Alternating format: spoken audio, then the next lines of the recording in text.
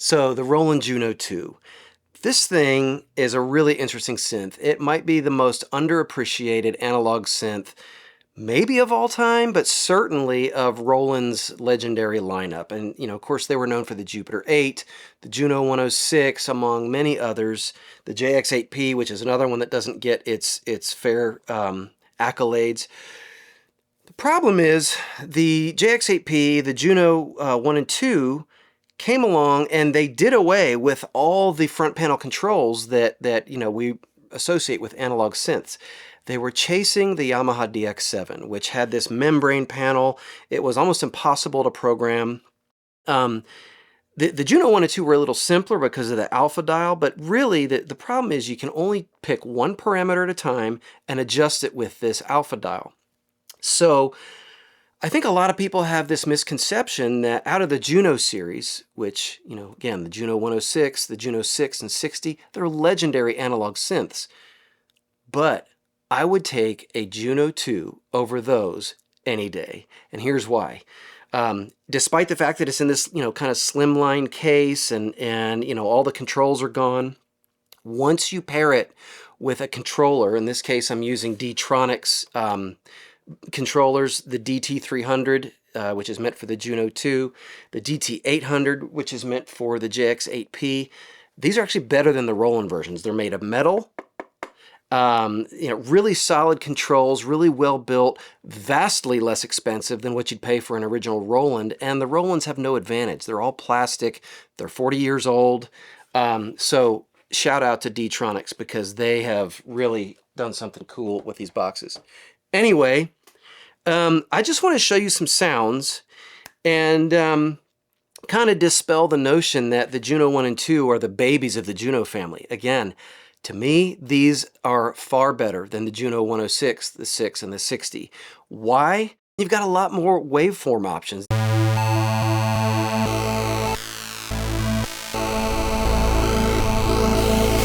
A lot more pulse width options. You can vary the amount of chorus, almost like another LFO.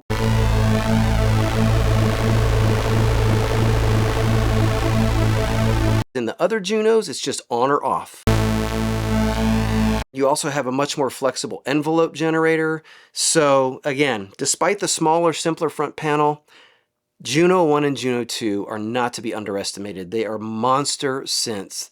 They can do pretty much everything that you could do on the other Junos. The only difference that those have as an advantage would be the resonance, is a little different on the filters. You can get much more of that, squelchy, high resonance filter thing. Frankly, I don't care. That's not something I use a whole lot. I would much rather have all those cool waveform options that you get here that you don't get on the others. So let's dive in. I'm going to show you some sounds.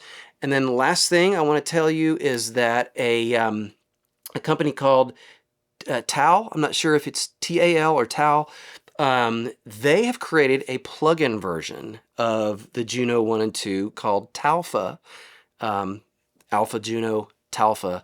And that plugin, I gotta say, is spot on. It recreates this perfectly. So as much as I'm a hardware guy, obviously I've got all my hardware synths, there are times that the plugin is much more convenient. You're only gonna get one sound at a time out of the hardware. TAL PHA is killer. So shout out to them as well. If you want these sounds, you can get them in that plugin. Plus, the plugin does some things that the hardware doesn't do. You can detune all 6 oscillators from each other for even more instability.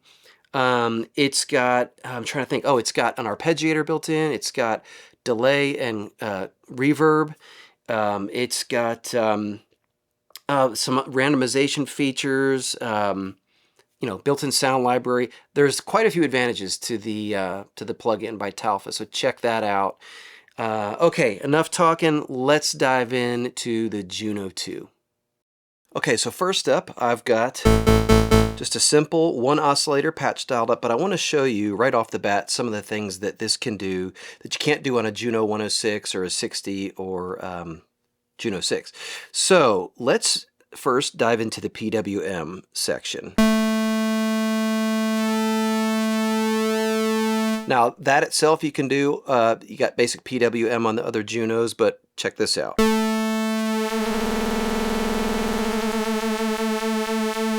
So you got that kind of built-in chorusing thing. Now, it's just one oscillator.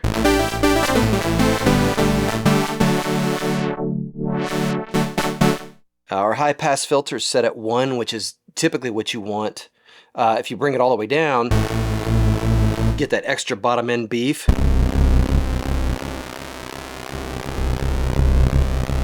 So let's leave it at 1.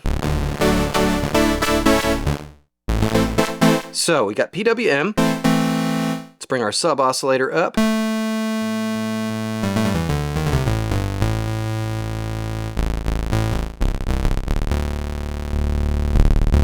There's that big, that huge Juno bass. High pass filter all the way up.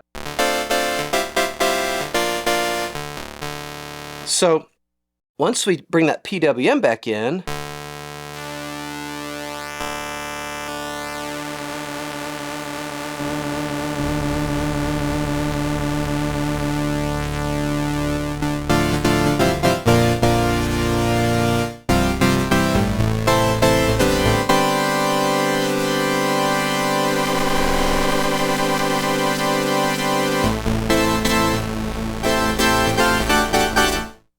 huge sounds. We haven't even turned on the chorus yet. So let's turn on the chorus. But unlike all the other Junos, the chorus on those is either on or off. Here, you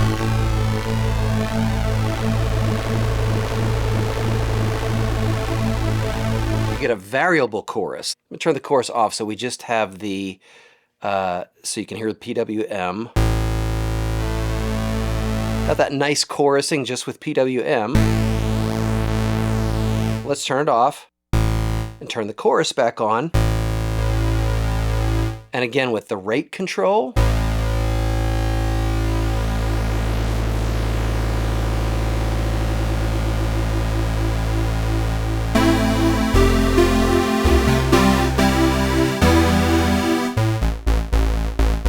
So, man, it's right there. Stuff that you just can't do on the other Junos. Huge sounds. Okay, so let's play with some other waveform options. Let's turn the sub oscillator off.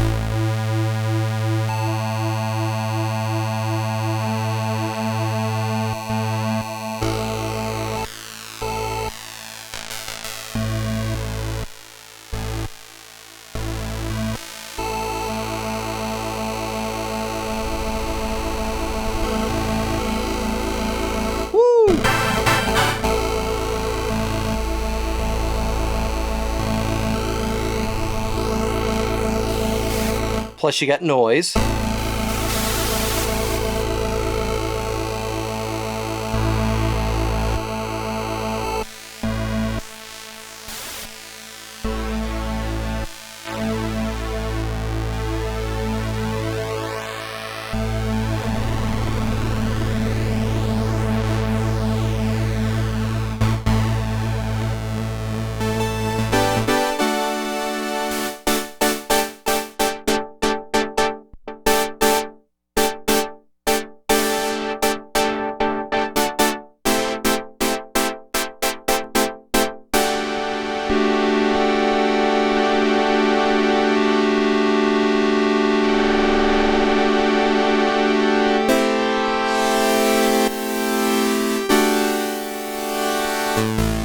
So again, I'm just noodling obviously, but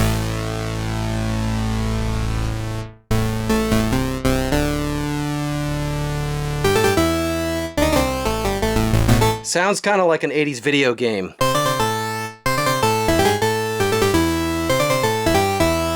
Yeah, so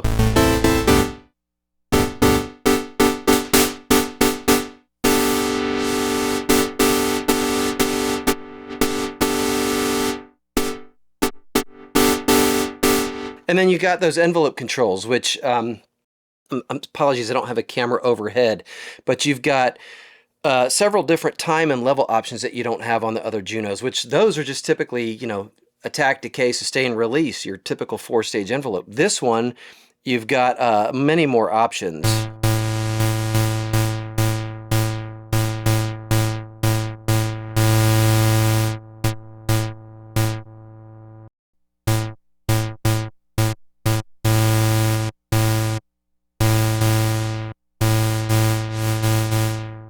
So, all right, anyway, let's step through some other sounds.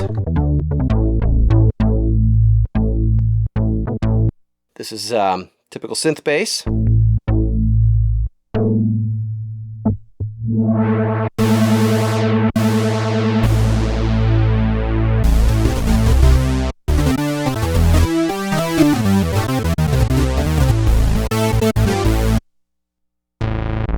This one, that in that intro track that I played, there's that big, like, Moog-like synth bass that comes in about halfway through. That's this sound. I call this viral PWM because it really...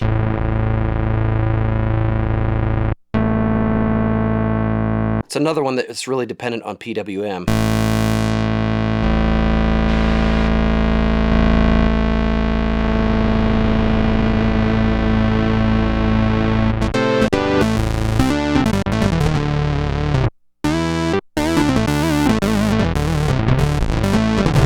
So yeah, I mean, Junos are notorious for those big synth basses, but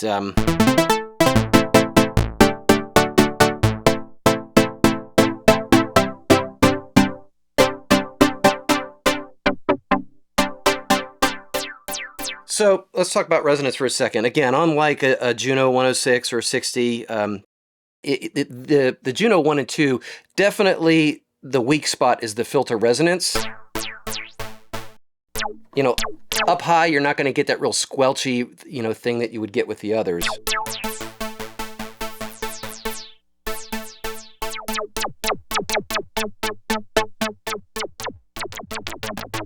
So that's really the only letdown. But again, personally, I would take all these other features over that because I can get that anywhere, any other analog synth. Let's see. A lot of these sounds, you know, without effects, they're going to be pretty bland, again, like any other analog synth, but you start running them through effects and you get all kinds of options.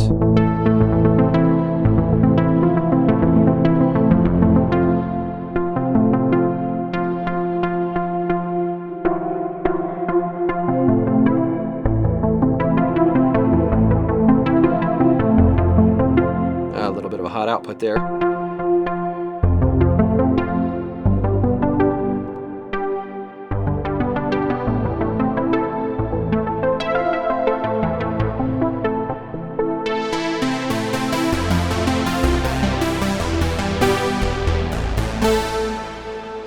Notorious Juno sounds. I mean, you know, any Juno. Sorry, some of these are pretty screaming loud.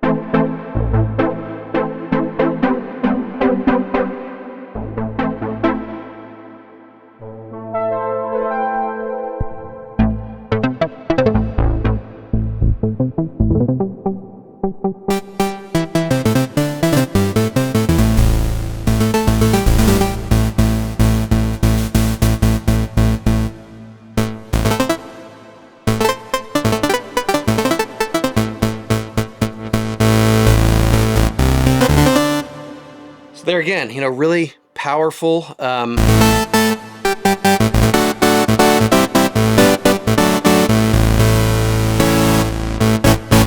Really, really beefy analog sounds. I mean, what else can you say?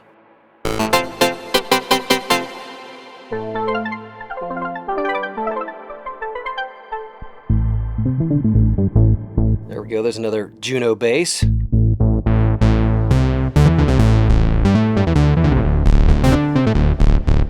That low end is just killer.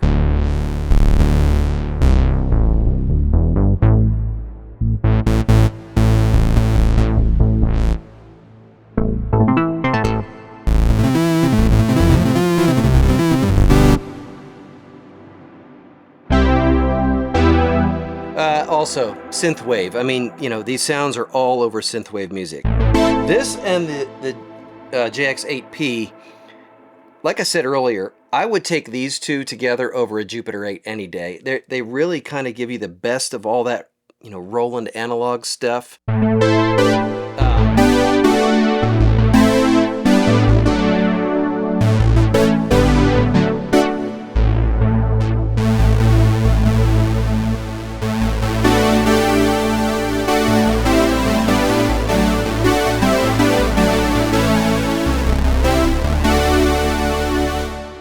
Yeah, typical.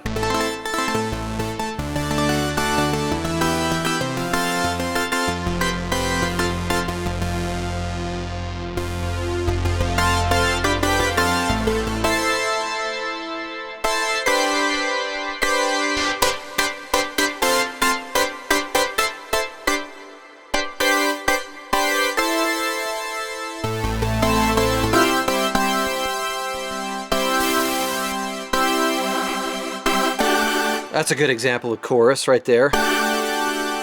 Again, that chorus rate control, you don't get that on any other Juno. That's about what you would have, but with this thing,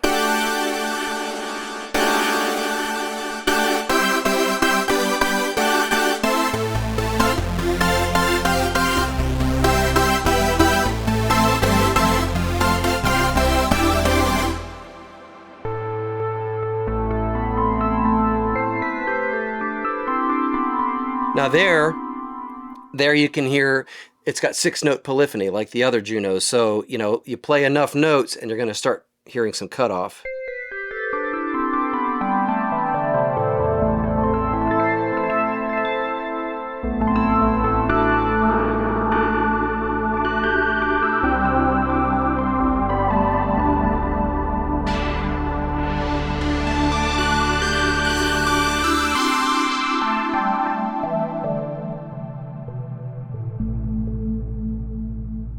Cool.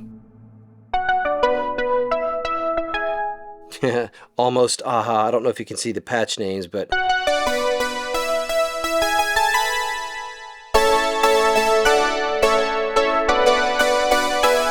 Juno 106 and DX7 are pretty much the entirety of Take On Me by Aha. That's pretty much it.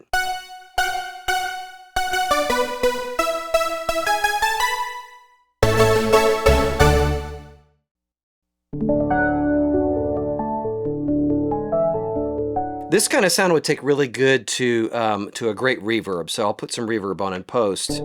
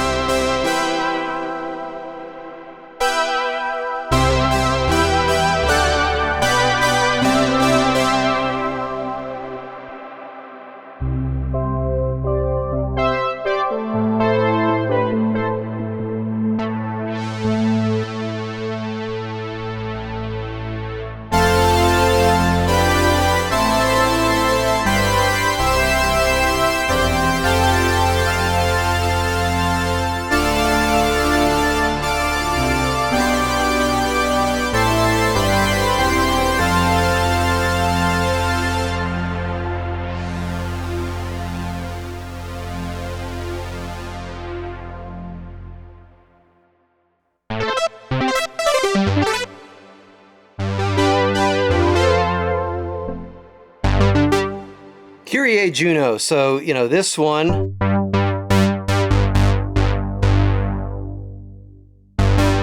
put our sub up.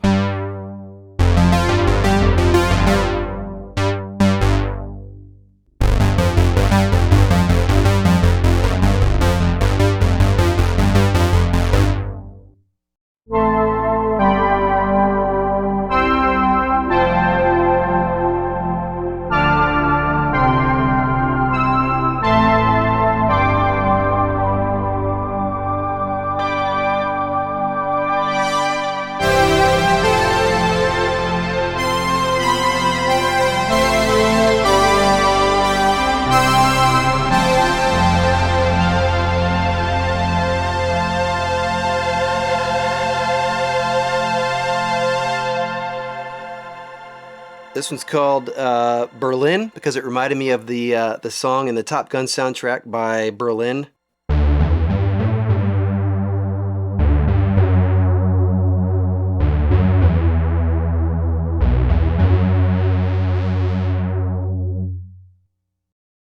All right, big things, typical analog pad.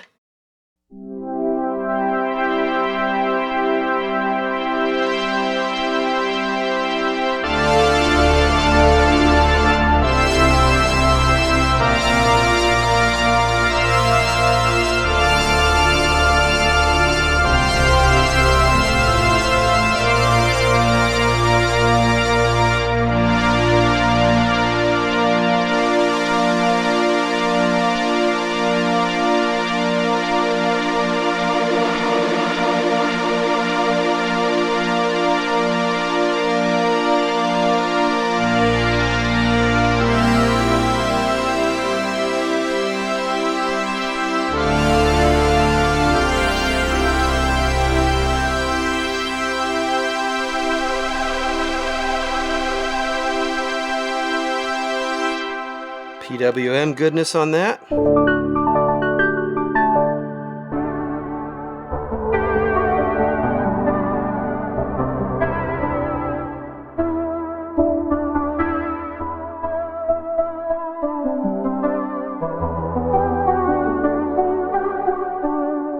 Kind of a cool sound.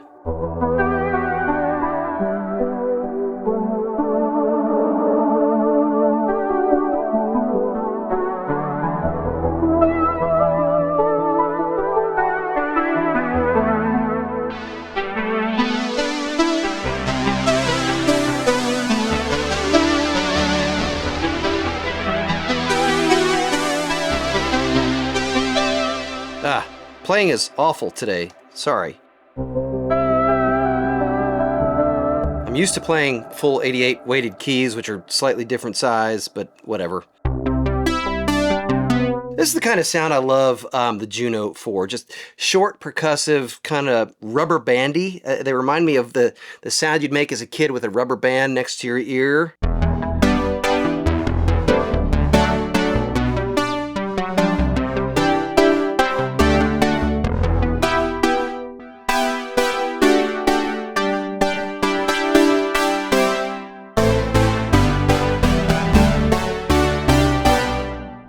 Love that kind of stuff. Just a few more. And of course, these are great when you put an arpeggiator on them, which I don't have routed through Logic at the moment, but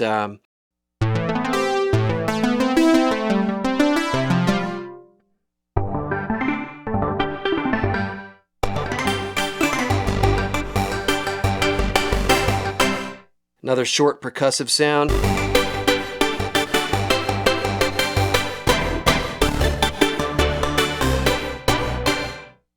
Man, I suck today.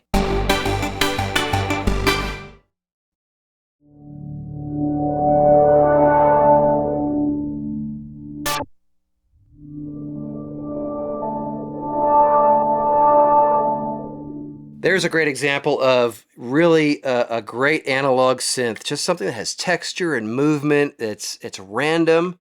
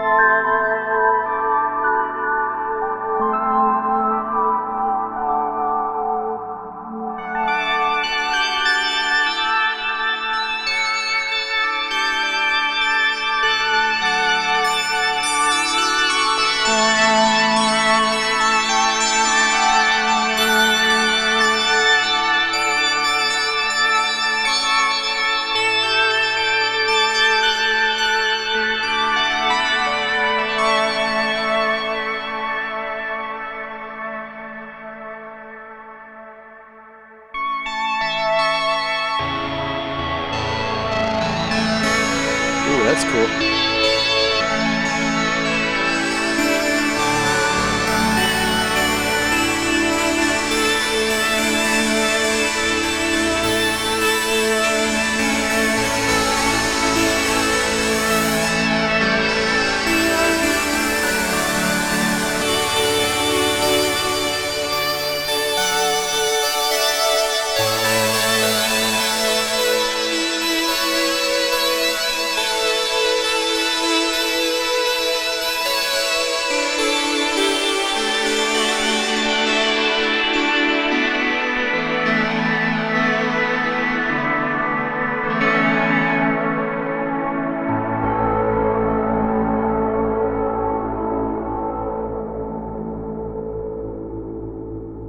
So yeah, you put some effects on this thing like any other analog synth and you can get some magic.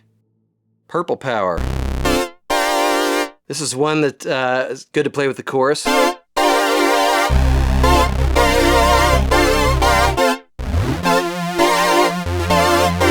playing that wrong, but something like that.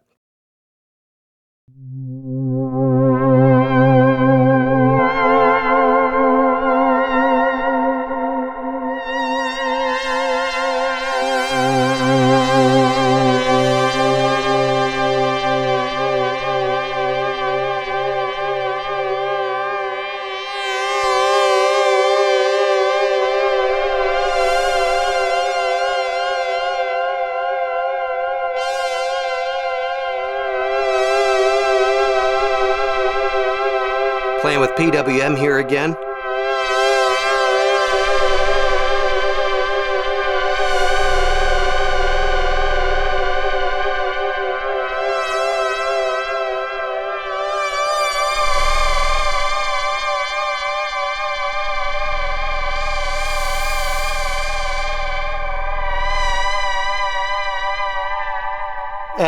Yeah, again, just really cool stuff you can't get on any other Juno.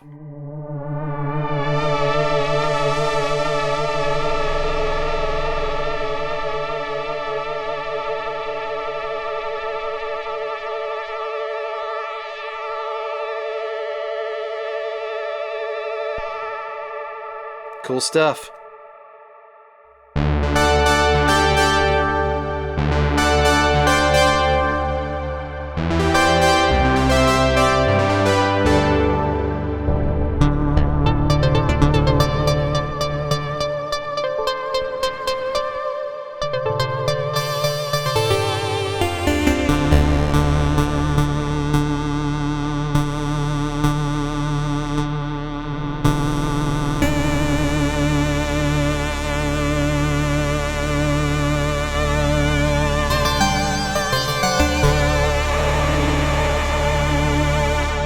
And again, something you can't get on another Juno, that chorus rate control.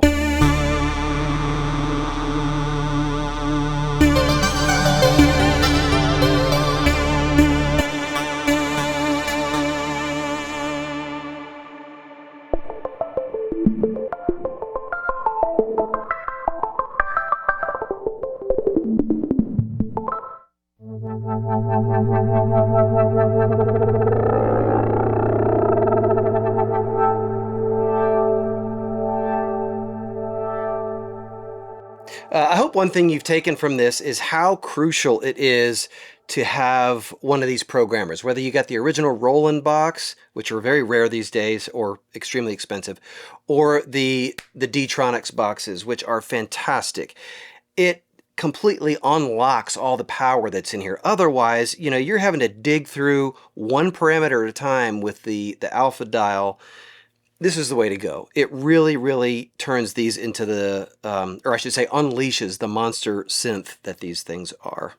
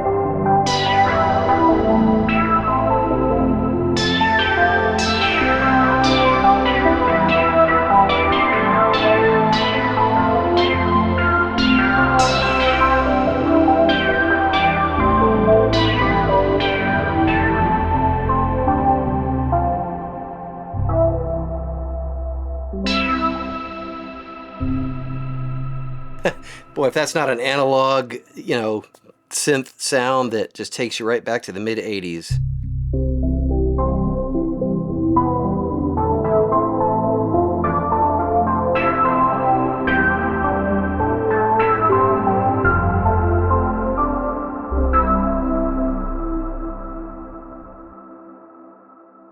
This one I called Upside Down, kind of a Stranger Things reference. It's just got that kind of a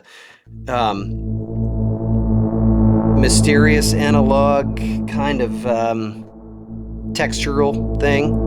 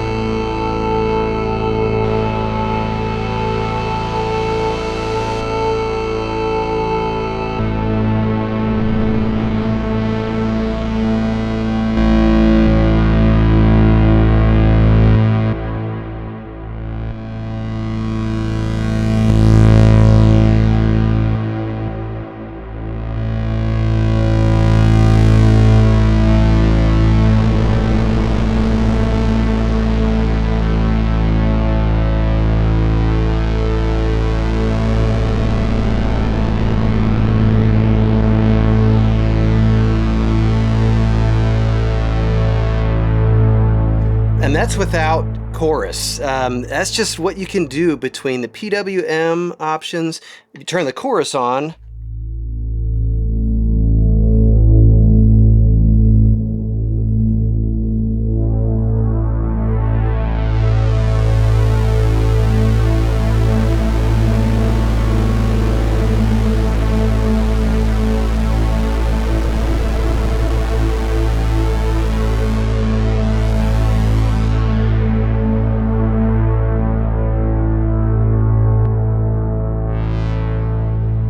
anyway, again, just lots and lots of options. Between the waveform options, the chorus rate control, the PWM stuff, it really makes this thing a unique synth that you're just not going to get out of any other Roland, particularly the Juno series.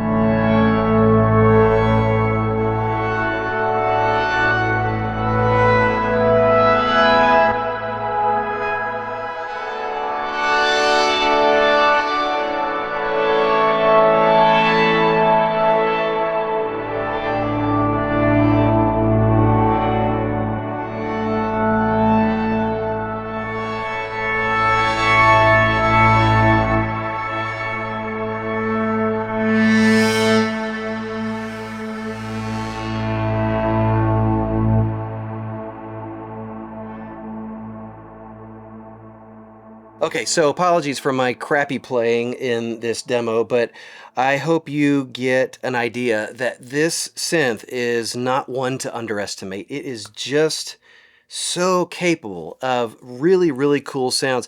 And, I've got some of Roland's modern stuff like the Jupiter X, the System 8 out of field here. What else? Well, we got the JX8P. But between the System 8 and the Jupiter X, they model almost all the iconic Roland analog synths, including the Juno 106, the Juno 6 and 60, the the Jupiter 8, the JX8P, and that model's pretty close, but the real thing is still vastly different to work with. But there's no model in all of Roland's cloud or any of the modern synth, there's nothing that models the Alpha Juno series. So this is the only place to get these sounds. Or the really, really incredible TAL PHA plugin by TAL. So check that out. I think there's a free demo of that you can download and play around with. It's affordable. It's a great way to get these sounds because, like everything that's vintage, the prices of these are climbing. This one's actually, as of now, late 2024, these are still really affordable. You can find a Juno 2 for anywhere from $400 to $700, and they're worth every penny. There's also the rack version, the MKS 50. But as an 80s fan, as a Roland fan, I still love the Juno 1 and the Juno 2. There's just something about them. They're small, but boy, are they mighty, especially with one of these Dtronics controllers. So hope you've enjoyed this. Tell me in the comments what other kind of content you want to see, and ask me any questions you want to know about this. I'd be happy to answer. And as always, thanks for watching. Hope you'll consider subscribing. And that's it. Thank you so much.